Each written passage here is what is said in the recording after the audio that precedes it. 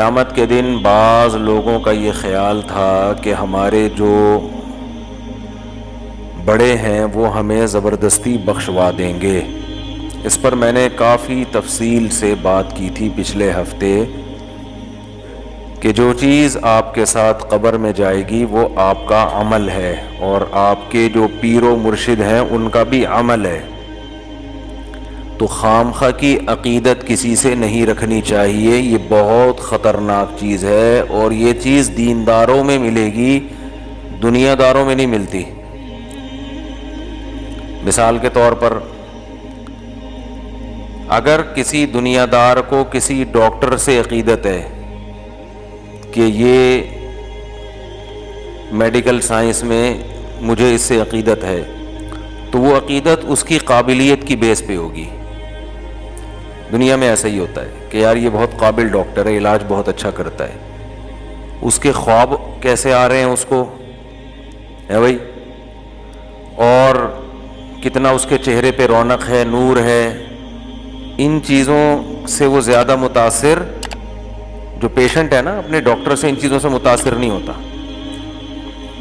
یہی وجہ ہے کہ اگر کسی کو ڈاکٹر سے عقیدت ہے تو اس کے لیے مذہب ایک ہونا بھی ضروری نہیں ہے.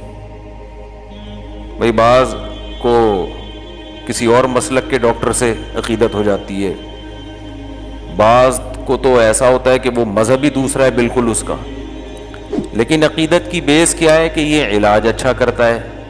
تو جب بیس علاج ہے، بیس کیا ہے؟ علاج، تو پھر آپ علاج ہی کو فوکس کرتے ہو، کسی اور چیز کو فوکس نہیں کرتے. کسی کو کسی حکیم صاحب سے عقیدت ہو گئی کہ یار بڑے زبردست حکیم ہے یار، مجھے ان سے بہت محبت ہے.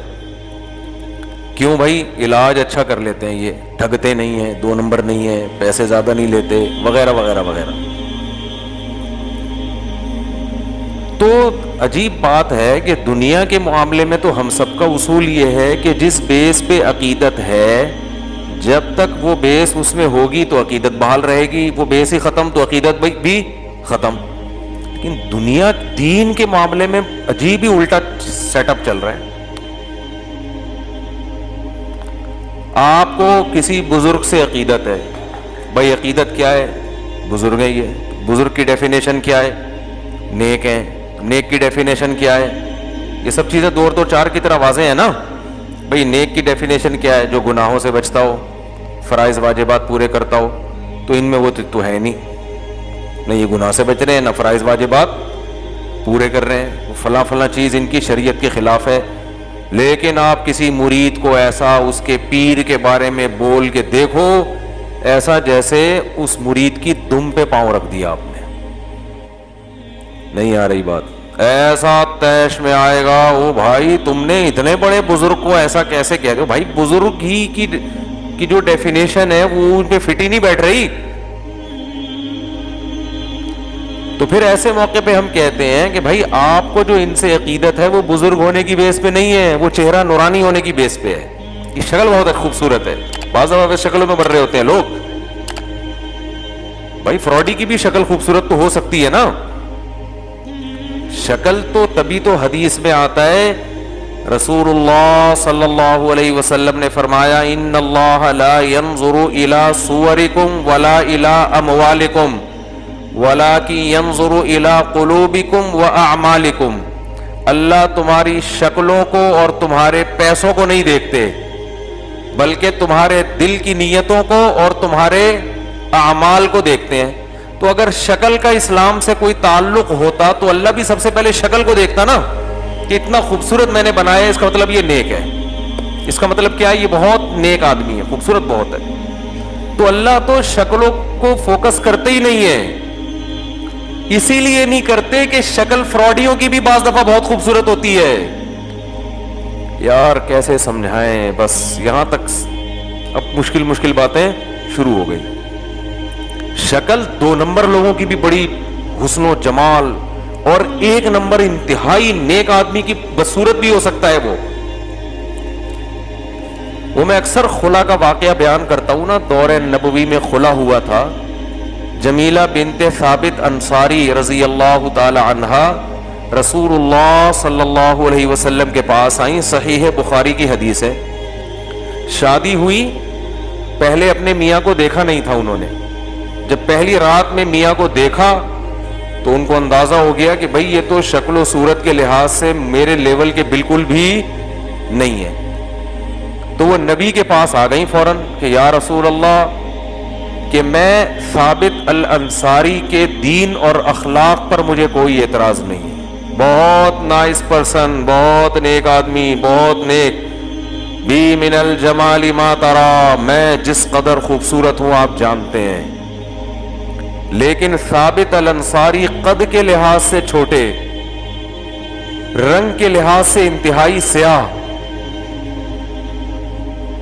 تو کسی بھی لحاظ سے ان میں اٹریکشن میرے لیے نہیں ہے, بالکل جوڑ کی شادی نہیں ہوئی ہے یہ, مجھے خلا چاہیے. مجھے کیا چاہیے؟ خلا. خلا کا مطلب شوہر سے طلاق. خلا کا مطلب وہ نہیں ہوتا جو آج کل عدالتوں نے بنا دیا ہے کہ اور عدالت خود سے کچھ دے دے. صحابی رسول ہے, بیوی کہہ رہی ہے بہت نیک ہیں لیکن صورت کے اچھے نہیں ہیں. اب ان صحابی کے بعد دنیا میں کتنے حسین لوگ پیدا ہوئے, کتنے خوبصورت لوگ پیدا ہوئے نا 1400 سال کے عرصے میں, لیکن کیا ان میں کوئی حسین اور نورانی چہرے والا ان صحابی کی خاک کے برابر ہو سکتا ہے؟ بولتے کیوں نہیں بھائی؟ تو پتہ یہ چلا میرے بھائی, کسی کی شکل اس لائق نہیں ہوتی کہ اس کی بیس پر اس کو بزرگ سمجھ کے اس سے عقیدت اور محبت کی جائے. ہاں, ان چیزوں کا محبت کو بڑھانے میں دخل ضرور ہوتا ہے کہ آپ کے پیر صاحب کی شکل بھی اچھی ہے تو تھوڑا اور زیادہ عقیدت ہو جاتی ہے انسان, یہ ایک نیچرل ہے. بھائی آپ کسی سے عقیدت رکھتے ہیں, عقیدت ہے بزرگی کی بیس پہ, نیک ہیں, عقیدت کی بیس درست ہے. اور نیک کی ڈیفینیشن بھی آپ کو پتہ چل گئی. جیسے ڈاکٹر ہے تو ڈاکٹر کی ڈیفینیشن کیا ہے؟ بھائی MBBS کیا ہوا ہو, اتنے سال ہاؤس جاب ہو, سرٹیفکیٹ ہو, وغیرہ وغیرہ. تو بزرگ سے عقیدت ہوتی ہے کس بیس پہ؟ نیک. اور نیک کی ڈیفینیشن کیا ہے؟ یہ نہیں کہ خواب اچھے اچھے آ رہے ہوں, یہ میں نے پچھلے بیان میں بہت ڈیٹیل سے بتایا تھا. اچھا خواب آنا یہ نیک ہونے کی دلیل نہیں ہے. نیک ہونے کی ایک ہی دلیل ہے جو قرآن نے بیان کی, الذین آمنوا وکانوا یتقون. عقیدہ بھی درست اور اعمال بھی درست. عقیدہ توحید, صرف یا اللہ مدد, بس, اس کے علاوہ کوئی نعرہ قابل قبول نہیں. جو اسلام کے بیسک عقائد ہے نا ان میں کوئی کمپرومائز نہیں ہے. اور عمل بھی کیا؟ آمنوا وعملوا الصالحات, نیک عمل کیے, گناہوں سے بچتے ہیں, وکانوا یتقون, بچتے ہیں. کس چیز سے بچتے ہیں؟ برائیوں سے بچتے ہیں, شریعت کو فالو کرتے ہیں. تو یہ دو چیزیں آپ نے دیکھ لی, آپ کو عقیدت ہو گئی, بالکل درست عقیدت ہوئی ہے. پھر اگر ان کی شکل بھی اچھی ہے تو یہ عقیدت کو بڑھانے میں یہ چیزیں کیا کرتی ہیں؟ مدد دیتی ہیں. یہی وجہ ہے کہ جتنے پیغمبر دنیا میں آئے سارے خوبصورت تھے. اللہ نے کسی پیغمبر کو بدصورت نہیں بنایا. وجہ کیا تھی؟ کہ خوبصورتی کی وجہ سے نا قوم ان کی طرف مائل ہو, ان کی بات کو ذرا زیادہ شوق سے سنے گی. عقیدت میں یہ چیز اضافے کا ذریعہ بنے گی. اس لیے جتنے پیغمبر آئے صحت مند, خوبصورت, خاندان بہت اچھے ان کے. تو یہ اللہ کی ایک رحمت تھی کہ تاکہ لوگ بعض مرتبہ صورت کی بیس پہ بھی کسی کے قریب آنے سے کتراتے ہیں, لیکن اللہ نے کیا کیا؟ تمام پیغمبروں کو خوبصورت بنایا. تو کسی عالم, کسی بزرگ کو اللہ نے اگر خوبصورت بنایا ہے تو یہ اللہ کی ایک نعمت ہے. اس نعمت کا جائز فائدہ اٹھانا چاہیے. جائز فائدہ یہ بھئی آپ دین کا کام کریں تو لوگ آپ کے علم اور آپ کے تقوی کی بیس پر آپ کے قریب آئیں گے, اور صورت اس عقیدت کو بڑھانے میں مدد دے گی. اور یہ ڈاکٹروں کے ساتھ بھی ہوتا ہے, حکیموں کے ساتھ بھی ہوتا ہے. خوبصورت حکیم سے علاج کرانے کا زیادہ دل کرتا ہے انسان کا. جو باریک باریک ہوتے ہیں نا, ایکس رے رپورٹ ان کی نظر آ رہی ہے, حالانکہ ماہر ہوتے ہیں, لیکن آدمی کا فطری طور پر کہتا ہے یار وہ زیادہ ماہر ہے, وہ جو دوسرا ہے نا. تو یہ انسانی نیچر ہے. ڈاکٹر بھی اگر خوبصورت ہوگا تو ویسے انسان اس کی طرف, یہ انسان کی نیچر ہے, جو چیز بھی اچھی لگتی ہے انسان اس کی طرف مائل ہوتا ہے. تو اس میں کوئی حرج نہیں ہے. لیکن بیس کیا ہے؟ بیس پہ سمجھوتا اور کمپرومائز نہیں ہوتا. ڈاکٹر سے عقیدت میڈیکل سائنس کی بیس پہ, تو پہلے اس میں مہارت ہو, باقی چیزیں بعد کی ہیں. نہیں آ رہی سمجھ میں بات؟ اور اگر ایک ڈاکٹر اپنے فن میں ماہر ہے, شکل کا اچھا نہیں ہے, دوسرا شکل کا اچھا ہے, فن میں ماہر نہیں ہے, پھر شکل کے اچھے والے سے علاج کرانا یہ حماقت اور بے وقوفی ہے. تو اسی لیے یاد رکھو کہ کوئی بزرگ شکل کے اچھے نہیں ہیں لیکن اعمال اور تقوی میں اچھے ہیں, اور ایک بزرگ شکل کے اچھے ہیں لیکن تقوی اس لیول کا نہیں ہے, پھر بھی آپ کو اچھی شکل والے سے عقیدت ہو رہی ہے, اس سے نہیں ہو رہی, تو اس کا مطلب اس عقیدت کی بیس تقوی نہیں ہے, اس کی بیس کیا ہے؟ شکل ہے. پھر آپ میں فالٹ ہے یہ. تو یہ اتنی لمبی ڈیٹیل میں نے اس لیے بتائی کہ آج ہمارے ہاں علماء اور بزرگوں سے عقیدت کا جو معیار ہے وہ معیاری کیا ہوتا جا رہا ہے معیار. اور یہی وہ بیس تھی جس کی بیس پر مشرکین مکہ برباد ہوئے. انہوں نے کہا کہ یہ جو ہے نا ہمیں قیامت کے دن بخشوا دیں گے. اللہ نے جگہ جگہ فرمایا کہ یہ خود بھی بخشے جائیں گے کہ نہیں بخشے جائیں گے, پہلے اس پہ تو غور کرو. فَإِنَّكُمْ وَمَا تَعْبُدُونَ مِن دُونِ اللَّهِ حَصَبُ جَهَنَّمَ, فرمایا جن معبودوں کو تم پوجتے ہو نا بزرگوں کی مورتیاں بنا کے, اللہ ان مورتیوں کو تمہارے ساتھ جہنم کی آگ میں ڈالے گا. ان مورتیوں کو بھی اللہ تمہارے ساتھ جہنم میں ڈالے گا. تو اس لیے بھائی ہر چیز میں انسان کو کھوپڑی استعمال کرنی چاہیے, مجذوب بن کے, پاگل بن کے, دیوانہ بن کے, جدھر قوم جا رہی بس ادھر ہی چلنا. کسی نے جذباتی تقریر کر دی پاگلوں کی طرح اس پہ. ابھی دیکھو ایک سیاسی لیڈر کا انتقال ہوا تھا چند سال پہلے, تو میں نے دیکھا بہت سے لوگ جو ان کی جماعت میں تھے نا, اطلاعات آئی کہ ہارٹ اٹیک سے مر گئے غم میں. کچھ جناب رو رہے ہیں, پھوٹ رہے ہیں. ابے بھائی کس بات کی عقیدت, اتنے کیوں جذباتی ہو رہے ہو؟ کیا دیا محترم نے آپ کو؟ میں نام نہیں لیتا آج کل, تھوڑا احتیاط کرتا ہوں میں.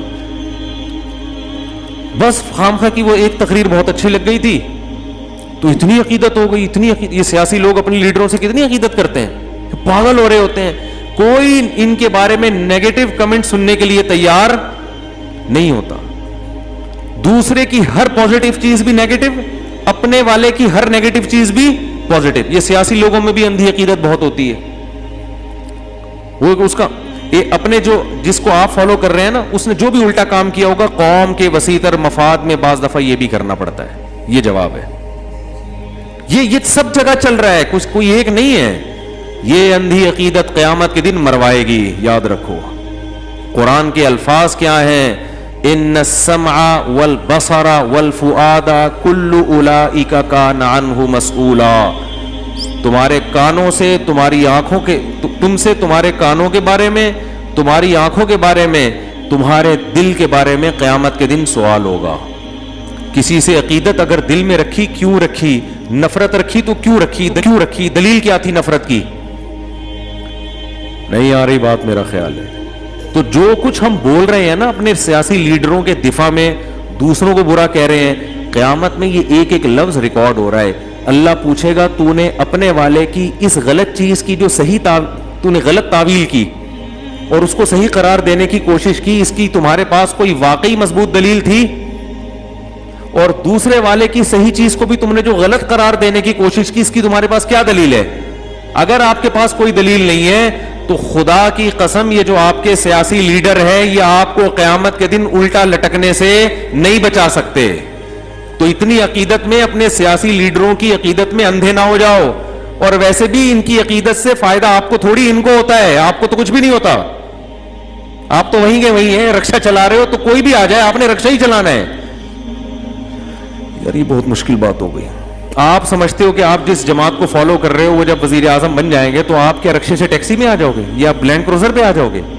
آپ رکشے پہ ہی رہو گے. پھر خامخواہ میں اپنے والوں کی تعریفیں کر کے غلو کرنا, مبالغہ کرنا. پتہ ہے ہماری شریعت نے مرنے کے بعد بھی کسی کی تعریف میں مبالغے کو برداشت نہیں کیا. حالانکہ مرنے والے کا کیا دنیا میں بیچارے کا لینا دینا. پھر بھی کہا اس کی بھی تعریف کرو تو اعتدال سے, جو چیز اس میں نہیں ہے وہ بیان مت کرو. ہمارے یہاں کوئی مر جائے پھر آپ دیکھو حضرت ایسے تھے, حضرت سے تو بڑا دنیا میں کوئی پیدا ہی نہیں ہوا. اس کے بعد جانے کے بعد اچھا ہمیں تو پتہ چلا حضرت اتنے بڑے تھے. مخالفین بھی کہہ رہے ہوتے ہیں بہت ہی بڑے بزرگ کا انتقال ہوا اس دفعہ تو بھائی, بہت زیادہ, بہت ہی بڑے.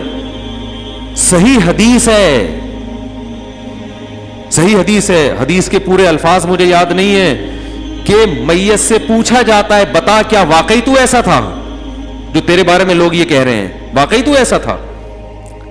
اگر آپ نے اپنی زندگی میں اپنے مریدین کی تربیت نہیں کی کہ میرے مرنے کے بعد میری ناجائز تعریف نہ کرنا، تو اس بات کا بہت خطرہ ہے کہ آپ کو بھی قبر میں اس کا عذاب دیا جائے کہ تمہارے بعد والے لوگ تمہاری تعریف میں مبالغہ کیوں کریں. اس بات کا خطرہ موجود ہے. حدیث سے مفہوم ہوتا ہے، مترشح ہوتا ہے یہ.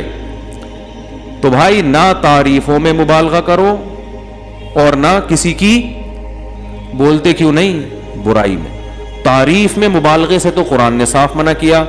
فرمایا فلا تزکوا انفسکم، اپنا تزکیہ مت کیا کرو. تزکیہ کا مطلب پاک دامن قرار مت دیا کرو. یہاں اپنے سے مراد ہے اپنے جیسے لوگ، یعنی مسلمان. جیسے قرآن میں آتا ہے نا ولا تقتلوا انفسکم، اپنے آپ کو قتل مت کرو. تو تمام علماء کہتے ہیں اس سے صرف اپنی جان مراد نہیں ہے، یہ سب ایک نفس کی مانند ہیں جتنے بھی انسان ہیں، تو کسی کو بھی قتل مت کرو. تو ایسے ہی اللہ فرماتے ہیں فلا تزکو. تزکو کا اصل معنی ہوتا ہے تزکیہ کرنا. آیت کا لفظی ترجمہ تو یہ ہوگا کہ اپنے آپ کو پاک مت کرو. تو پاک تو کرنا کا حکم ہے نا، تزکیہ تو اسلام کا حکم ہے. تو تزکیہ باب تفعیل، جو میرا تفسیر کے لیکچر سن رہے ہیں نا یوٹیوب پہ، نہیں سن رہے تو سن لیں، بہت فائدہ ہوگا. میرا چینل ہے مفتی طارق مسعود اسپیچز، اس پہ تفسیر کے لیکچر چل رہے ہیں. پلے لسٹ میں جائیں گے نا تو مل جائیں گے آپ کو. تو 1/69 یا 70 لیکچر میرا خیال اپلوڈ ہو چکے ہیں. تو وہ پہلے لیکچر سے سننا شروع کریں، اس سے آپ کو قرآن انشاءاللہ خاندانی طریقے سے سمجھ میں آنا شروع ہو جائے گا. نہیں آ رہی بات؟ قرآنی گرامر بھی ہے اس میں، قرآنی گرامر، اور پھر تفسیر بھی ہے. تو بہت تھوڑی محنت ہوگی، آپ کو 40 منٹ بیٹھنا پڑے گا قرآن لے کے سامنے. تو وہ ترتیب سے جب آپ وہ لیکچر سنیں گے نا، آپ کو بہت انشاءاللہ قرآن آپ کے لیے بہت آسان ہو جائے گا انشاءاللہ. جب نماز میں آپ قرآن پڑھیں گے، امام سے سنیں گے، یا تراویح میں قرآن سنیں گے، آپ کو عربی میں قرآن سمجھ میں آئے گا انشاءاللہ. تو وہ ایسا اس طرح کے لیکچر میں ریکارڈ کروا رہا ہوں. تو یہ جو اس میں یہ گرامر کی باتیں بھی بتاتا رہتا ہوں. یہ جو تزکیہ ہے نا باب تفعیل، یہ بعض مرتبہ کسی چیز کی طرف نسبت کرنے کے لیے بھی آتا ہے. جیسے کہتے ہیں نا کسی کی تکفیر مت کرو. تکفیر کا مطلب کفر کی طرف کسی کو منسوب نہ کرو، کافر مت قرار دو، کہتے ہیں نا تکفیر. تو اسی طرح تزکیہ باب تفعیل ہے. اس کا مطلب ہے کسی کو پاک ہونے کی طرف منسوب مت کرو. کیا مطلب؟ کسی کو یقینی طور پر 100% نیک قرار دینے کی کوشش مت کرو. کیوں؟ هو اعلم بمن اتقى، اللہ خوب جانتا ہے کون متقی اور کون پرہیزگار ہے. یہ اللہ کو پتا ہے، یقینی طور پر تمہیں پتا نہیں ہے. اتنی واضح قرآن کی آیت ہے بھائی. اس کے بعد بھی ہم کہہ رہے ہیں فلاں سے بڑے تو دنیا میں بس وہ تو سیدھا جنت میں. وہ مرے کیوں؟ اتنے نیک اتنے نیک اتنے نیک. آدمی کہتا ہے پھر ان کو تو جانا ہی نہیں چاہیے تھا دنیا سے. بس بولو بھائی، ہم اپنے گمان کے مطابق یہ خیال کرتے ہیں کہ بہت نیک تھے. ہماری رائے کے مطابق ہمارا خیال ہے کہ انشاءاللہ اللہ ان کی مغفرت کرے گا، اور یہ ان کے اوصاف تھے، یہ ان کی خاصیتیں تھیں جو واقعی تھیں، ان کو ہائی لائٹ کر دے انسان. یہ ٹھیک ہے، یہ تو صحابہ سے بھی، تابعین سے بھی ثابت، اسلاف سے بھی ثابت، اور قرآن نے اس سے منع نہیں کیا. لیکن یقینی طور پر کسی کی تعریف میں بہت زیادہ مبالغہ کرنا، یہ پھر اللہ پہ گویا ایک طرح سے اللہ اس کو اپنے اوپر الزام سمجھ رہے ہیں کہ مجھے نہیں پتا، تجھے مجھ سے بھی زیادہ پتا ہے. یہ گویا یہ انداز ہو گیا. تبھی اللہ کہہ رہے ہیں ہوا عالم، اللہ کو پتا ہے بھائی کون نیک ہے اور کون برا ہے. اور آگے اللہ نے فرمایا اللہ کو اتنا پتا ہے ہوا اعلم بکم اذ انتم اجنۃ فی بطون امہاتکم، وہ تمہیں اس وقت سے جانتا ہے جب تم اپنی ماں کے پیٹ میں چھپے ہوئے تھے. وہ تو اس وقت سے جانتا ہے. تو اس کو تم سمجھا رہے ہو کہ اللہ وہ بہت نیک تھا، اس کو وہ لازمی جنت میں جانا چاہیے. تو اللہ کے فرمان وہ تمہیں اس وقت سے جانتے ہیں جب تمہاری ماں اور تمہارے باپ نہیں تمہیں جانتے تھے. اس وقت سے تمہاری خصوصیات اور سب کچھ ہم جانتے تھے تمہارے بارے میں. تو اس لیے جس نے جنت میں لے کے جانا ہے، جس نے جہنم میں لے کے جانا ہے، اس کو پتا ہے. تو ہم اعتدال کے ساتھ، حضرت جی بہت اچھے ہیں، بس کافی ہو گیا. حضرت جی کیا ہے؟ بہت ہے، بس کافی، اس سے آگے زیادہ نہیں بڑھاؤ. حضرت جی کی یہ علمی خدمات ہے ماشاءاللہ. اس میدان میں حضرت نے بڑا کام کیا، جو کیا ہے، جو حقیقت میں ہے، ان کاموں کو بیان کر دی. عربوں کی ایک عادت ہے جب بھی وہ کسی کی تعریف کرتے ہیں نا تو ایک جملہ کہتے ہیں لا نزکی علی اللہ احدا، کہ ہم اللہ کے خلاف کسی کا تزکیہ نہیں کرتے، یعنی اللہ پہ الزام لگا کے یا ہم اللہ سے آگے نکلنے کی کوشش نہیں کرتے. ہم نے جو فلاں بزرگ کی تعریف کی ہے اپنی معلومات کے مطابق، حقیقت کون جانتا ہے؟